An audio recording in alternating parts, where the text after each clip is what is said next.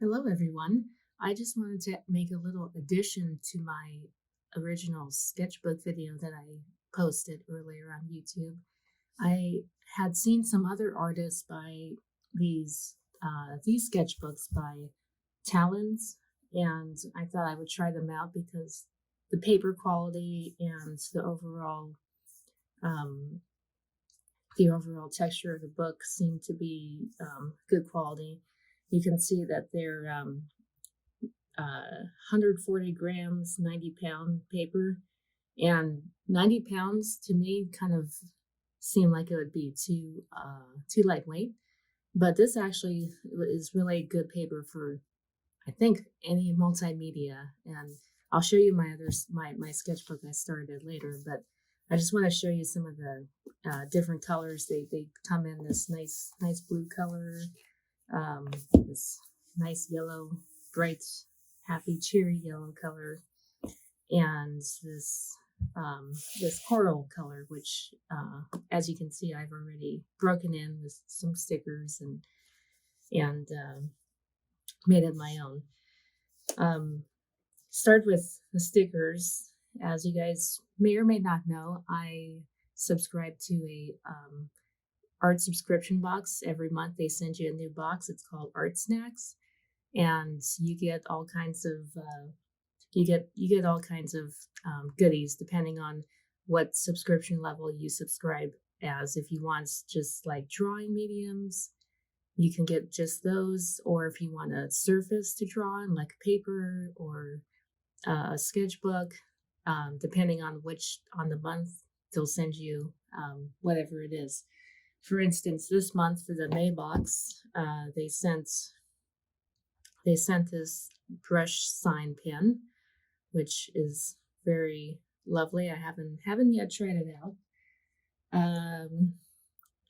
They Zig Clean Real Brush, which look like it has a brush tip.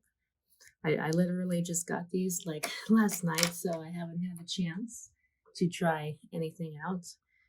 Um, this is a King Art watercolor. You can see that's a really fine tip, and I'm sure it'll come in handy for the other item that came in the box, which is a Vivia color sheets. And now these are something I actually just heard about, and basically they're like watercolor pigments on paper that's already on the paper, and you just get it wet and you apply it to your surface.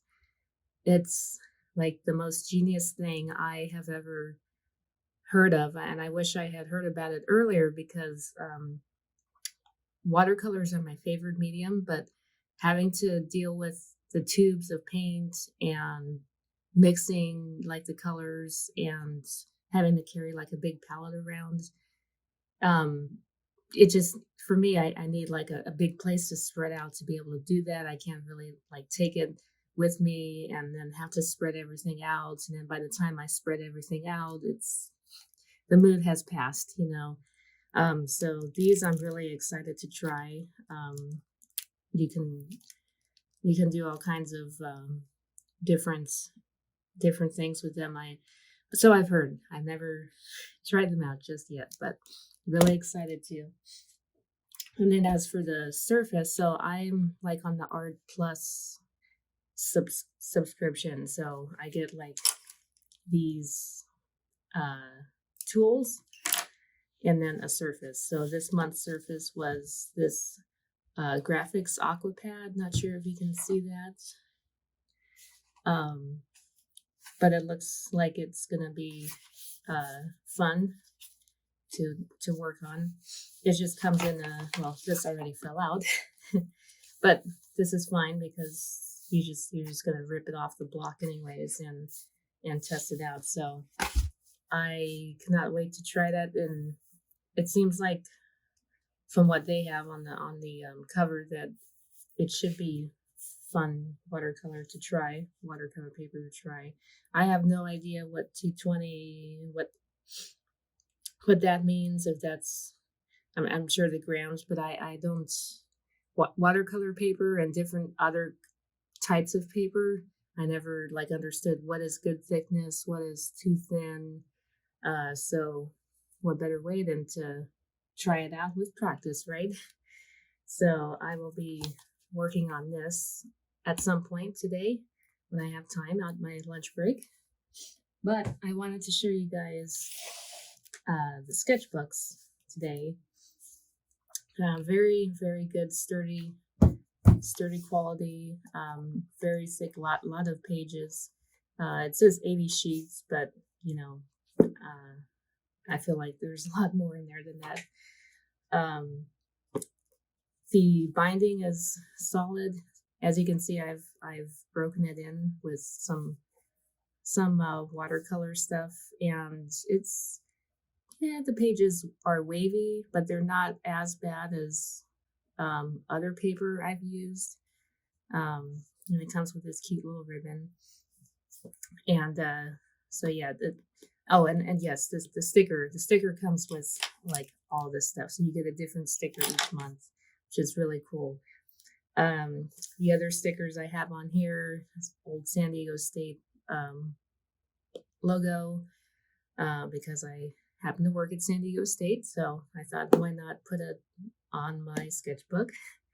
And these two butterfly stickers, I'm not sure if you can see that. This one and this one were just random stickers that came with a stationery set from a long time ago, and I thought, why not? The color pink matched with the coral sketchbook. Now this sticker, I actually didn't realize that it was a sticker. There's this comic book store that is close by to where I live, and sometimes I go in there, and I've noticed like this little guy, and I was like, what is that? And I've seen it a couple times. I just didn't really pick it up. So one time I picked it up, and I saved the original sticker thing that he came on, but it's a little webtoon, I guess. The artist did, and the colors that she uses are really, really colorful, really great. I encourage you to check it out. It's called My Pal Ponchu. You probably can't scan the QR code, but I'll be sure to include all the details in the description if you guys are interested in that. But I really like that it's not only the little QR code, but it's also a sticker that you can pull off and put on your sketchbook, your water bottle, anything like that. So encourage you guys to check out fellow artists.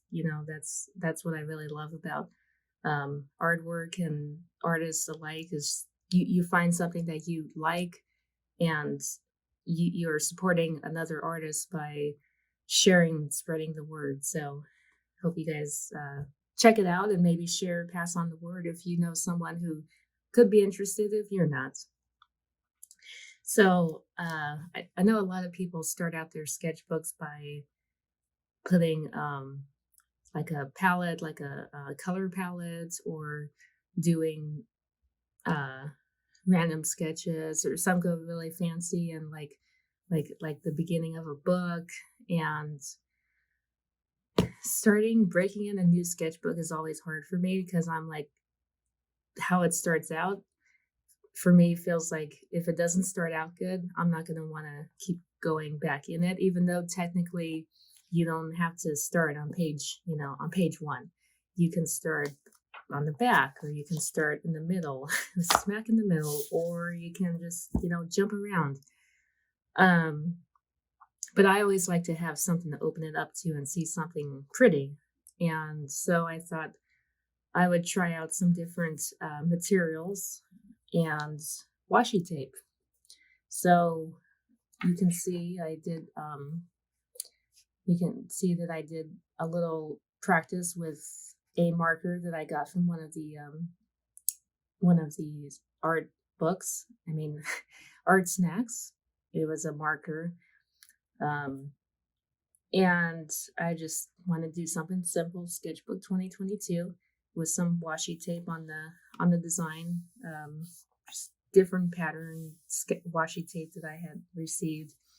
because I thought it was fun. It was something that I'd seen other artists do, like, when you make a painting and you want to have a nice crisp clean edge, and I thought it can also be used for decoration as well. So that was my first spread, and since it was the beginning of 2022, I decided to do a happy year of the tiger in this Chinese character. And I apologize to anyone that reads Chinese. I probably butchered this character because I ran out of room. um, I was going to write tiger as I was going to write tiger and then just put, I don't know if you guys can see that, but it's orange stripes over the black. But then I thought I would just push myself a little bit and draw the character. It turned out good. I wish I had used a different color for Year of the, because the rest of the spread is so happy and popping, and not so much this side. But this is happy and popping, and then I should have used something for this and maybe an outline for this. But it's a sketchbook. It's practice. You don't like it, you can do another one and make it better. But I decided to move on. And the next spread was just Valentine's Day. And I just was messing around with some materials I had received, trying to make little hearts, little geode hearts, which did not turn out quite as well as I'd hoped. It was like a little chocolate lollipop, and this was supposed to be like a layered cake, but it doesn't really look like that. But I think my favorite part of this was the donut in the corner. For some reason, that just like really, I really like that. Now for this side, this was just like a random spread, trying out different materials, like a mixed media, and really to see like the texture of the paper, to see if it would like bleed through onto the other side. And it just made the paper a little bit wavy. Like you may or may not be able to see that, but probably better from the side. But it made the paper slightly wavy, but it's fine. It didn't bleed through. It didn't blend the paper. It didn't rip it. So I thought, okay, maybe I can draw on top of this more, which I did. And this is a mixed media Tombow marker, I believe, and some Neocolor crayons. I forget what they're called. They're not exactly crayons, but I used that to like color over some spots. And this was just a random, like I used reference for both of these, the sparrow and the owl. The owl does not look like he's too happy. And that was kind of my intention, to make him like miserable looking because it's snowing.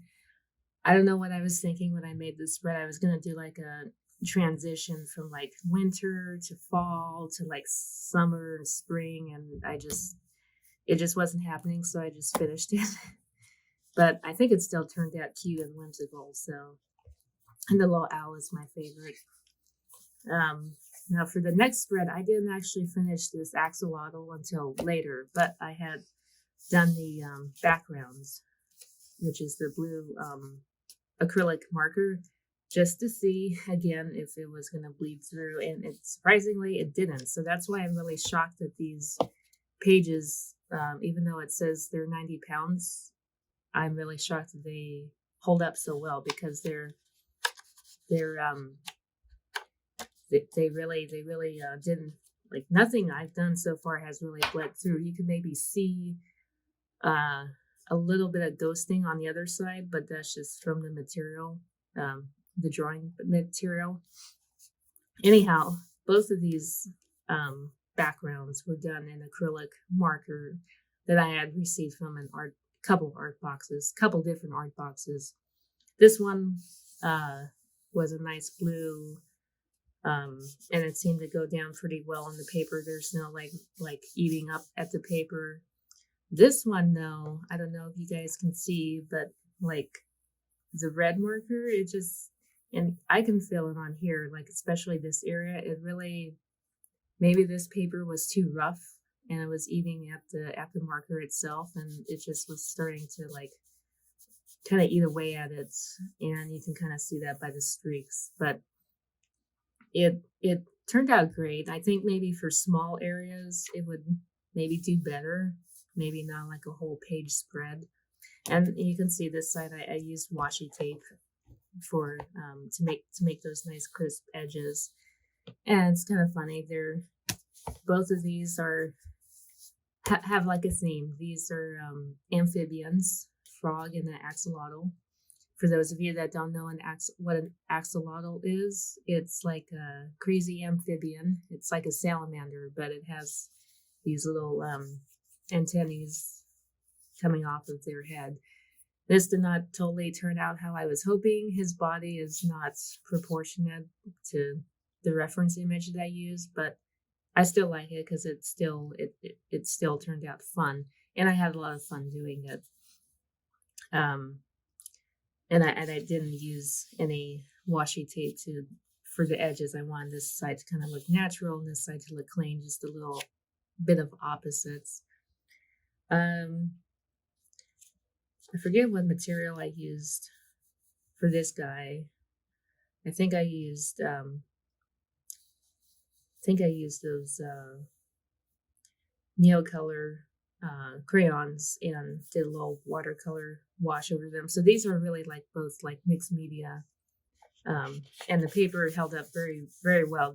On this side, it kind of does, as you'll see on the next page, it kind of, the green, I think I used marker and then like some crayon over it, but the green from the marker kind of ghosted through on here, but it didn't come over here to this side. This is all like practice with some of the different materials that I've received from the art box. And I found that it's extremely helpful to write exactly what the material is as a name with the material on the page, so you can see, oh, I really love this pink marker, this metallic pink marker, but I have no idea what it was. This way you can just look back and say, oh, that was the Pentel metallic, or oh, that was the deco brush. I really love these deco brushes. I'm trying to figure out what I want to do with them because I think that it'll be, I have an idea, but it's getting the idea on paper correctly. How my mind sees it is another thing. But yeah, I have a Uniball Sigma pen. That's this. You may not be able to see that, but it's like a gold pen, and it writes like really nice. I will say though, like if you're gonna scan something into the computer with this, it may not pick it up. I don't know why. Maybe it's my scanner. I don't have a fancy scanner or anything, but it didn't pick up like the letters. Some of them it was like faded, or it just like totally erased them. So that's just something to keep in mind. This was done with a simple highlighter that I had, and this was done with the same blue acrylic marker as this, and I just wanted to do something for Ukraine, supporting Ukraine. The silver part is actually a marker that I had received from the art box as well, and I really, really love it. But I feel like it got eaten up on the paper here too, so I probably wouldn't recommend using it for large areas. For little areas to pop out, I think that would be better. But that's just me. I mean, perhaps I haven't discovered maybe there's a way to lay down a different color behind and then do this over it. Who knows? That's what practice is for. Now, this one was a sketch I had done of a friend's Australian Shepherd, and I really like how it came out, but I also don't. And the only thing that I don't like is that the eyes seem a little bit too cartoony, but at the same time, I like it. I'm like struggling with myself. But I used mixed media. I did not use these. These I used later. These I got later, and then I just use this site as a test page to see if they bled through, and they really didn't. I mean, you you can maybe see a shadow barely on the backside, but nothing to worry about. Um, this next page, I've been using those deco brushes I mentioned earlier, and I have an idea. Like I said, it's I'm still trying to flesh it out. This is where I was telling you guys that the um the the gold pen, what was that called? The Uniball Sigma Pen. It's it doesn't quite come through on the scanner, and I don't know, like if you can like Photoshop it, like take a picture of it and then like somehow merge it into the picture. I don't know. So that's what I'm kind of sad about because I really wanted this to be like a part of my little logo, if you will. So I'll have to figure that out, or maybe do something in Photoshop to kind of replicate that. But just different spread ideas. This one I'm really it's kind of like standard, just a little art palette, but I really like uh the words and where this is laid out, but I might want to put it like over this. I'm not sure yet. Still working on it. And not sure if you guys can see this is sparkly, that Pentalic pen. Really love it. Again, doesn't really come through when you scan it. So that's just something to be mindful of. As for the next page, practice weird fruit. I was actually, this was like a watercolor test that I was doing because I was trying to clean out my watercolor palettes, and there were these different like reddish and light purple colors. So I thought I'll just clean out my palette, add a wash layer on here, and made like a grape and an apple and a rose. And I waited for it to dry. In the meantime, I did the background of this sunflower. It's a blue, bluish green watercolor wash again, just to kind of see like the how the paper holds up.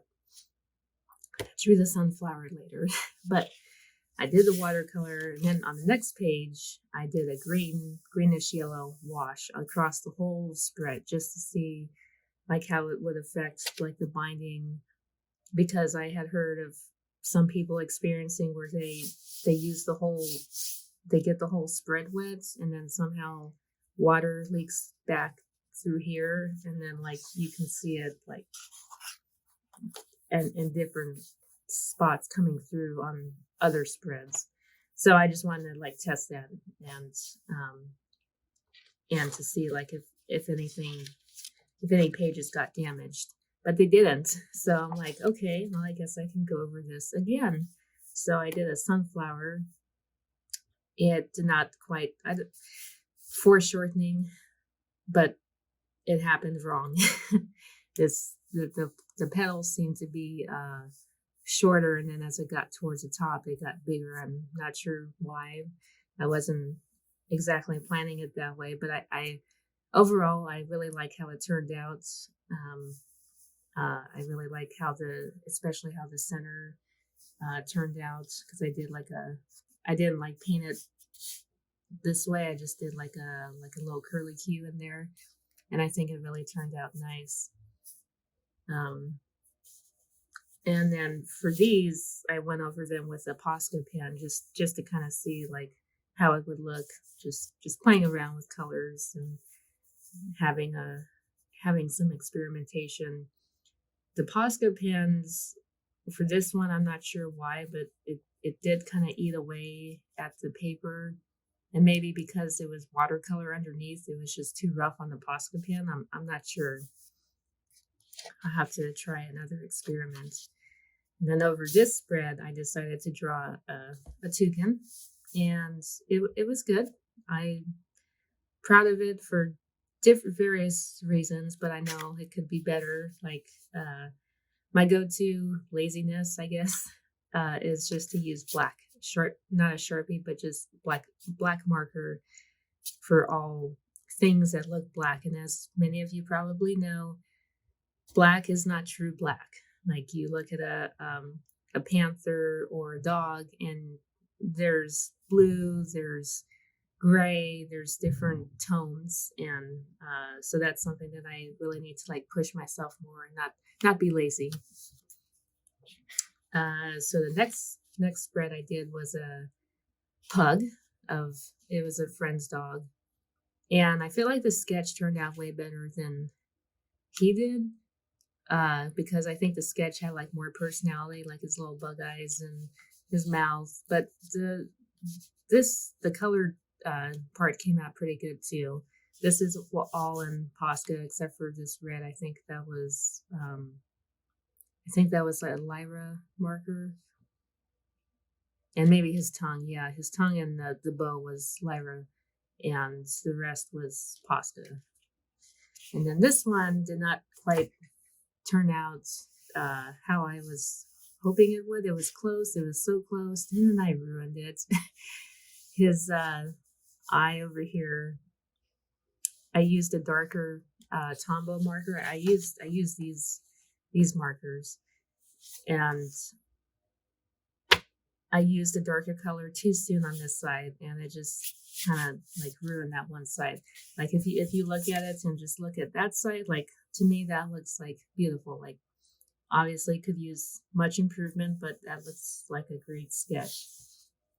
But we'll just move on from that and come back next time and try it again.